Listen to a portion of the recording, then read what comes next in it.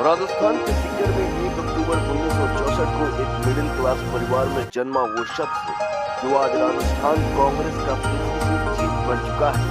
जाटू में गोविंद सिंह डोटासरा की भूमिका काफी अहम मानी जाती है। आज हम उन्हीं की बात करने वाले हैं जिनके तीखे और कड़े बयानों की वजह से वो चर्चे में आ जाते हैं। आज लोग उन्हें जमीन से जुड़े हुए नेता के रूप में जानते हैं। ये कहानी गोविंद सिंह डोटासरा की है।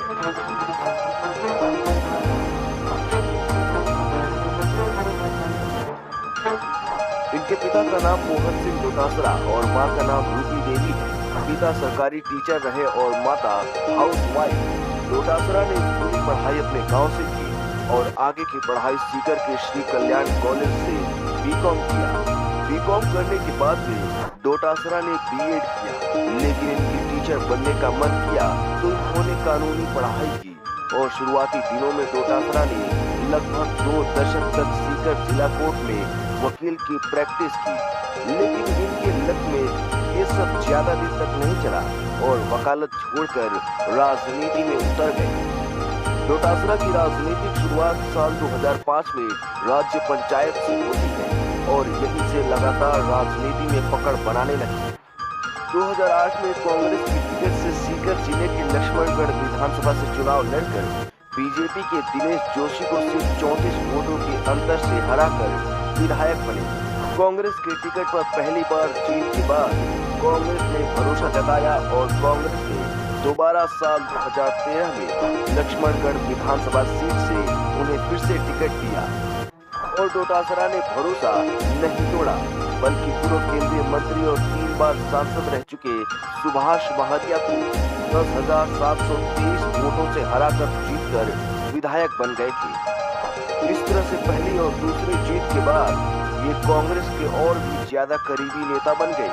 साल 2016 में इनकी मेहनत को देखते हुए सर्वश्रेष्ठ विधायक का अवार्ड से नवाजा गया। साल 2018 में लगातार तीसरी बार लक्ष्मणगढ़ विधानसभा सीट से कांग्रेस के टिकट पर 22,000 वोटों से जीतकर विधायक बने और उसी साल कांग्रेस पार्टी की ओर से मीडिया प्रभारी का पद भी मिला था। ये राजनीति में इसी तरह सफल होते गए। बाद में उन्हें राज्य का शिक्षा मंत्री बनाया गया, मगर पार्टी की आपसी कलह के कारण उन्हें शिक्षा मंत्री के पद से हटाकर शिक्षा मंत्री की जिम्मेदारी बुलाकीदास कल्ला को दे दी गई। कांग्रेस को डोटासरा पर कितना भरोसा हुआ कि साल 2030 में राजस्थान प्रदेश कांग्रेस अध्यक्ष की जिम्मेदारी मिल गई। खास बात ये कि इस पद के लिए सचिन पायलट ने अशोक गहलोत से बगावत किया था, जिसकी वजह से सचिन को हटाकर डोटासरा को पद दे दिया गया और हाल ही में 2023 के विधानसभा चुनाव में लक्ष्मणगढ़ से बीजेपी के प्रत्याशी सुभाष महरिया को 18,970 वोटों से हराकर ये चौथी बार विधायक बने हैं।